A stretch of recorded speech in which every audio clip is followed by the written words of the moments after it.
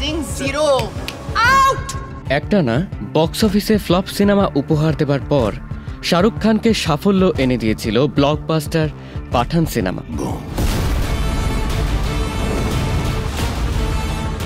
Box অফিসে 1000 কোটি পেরিয়ে গিয়েছিল সিনেমাটির আয়।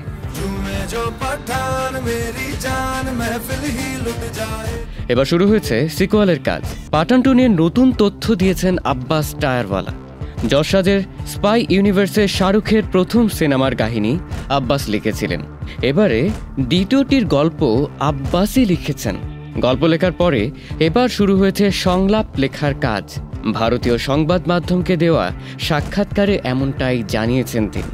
তবে সিনেমাতে খলনায়কের চরিত্রে কে থাকছেন কিংবা পরিচালনা কে করবেন তা অবশ্য জানাতে আগ্রহ প্রকাশ করেননি আব্বাস।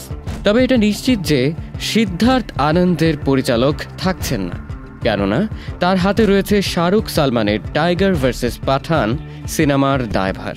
ফলে অন্য কারো হাতেই অর্পিত হতে চলেছে পাঠান 2 পরিচালনার দায়িত্ব।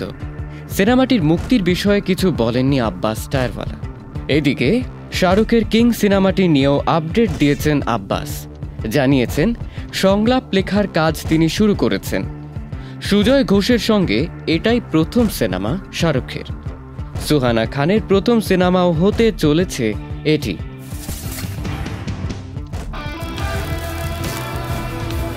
বাবা মেয়েকে একসঙ্গে দেখতেও মুখিয়ে রয়েছেন ভক্ত ও অনুরাগীরা।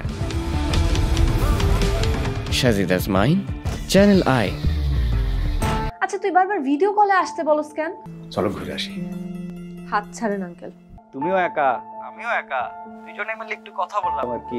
দুজনকে দেখলাম, তোমারও ভালো লাগলো, আমিও মজা পাইলাম। ডিভোর্সি মায়া দেখলে পুরুষ মানুষের মাথায় কি সব আজেবাজে চিন্তা মাথায় ঘুরে আমার খুব ভালোভাবে জানা আছে। ডিভোর্সি হয়েছে বলে মনে করেন না আমি খুব সস্তা মায়া।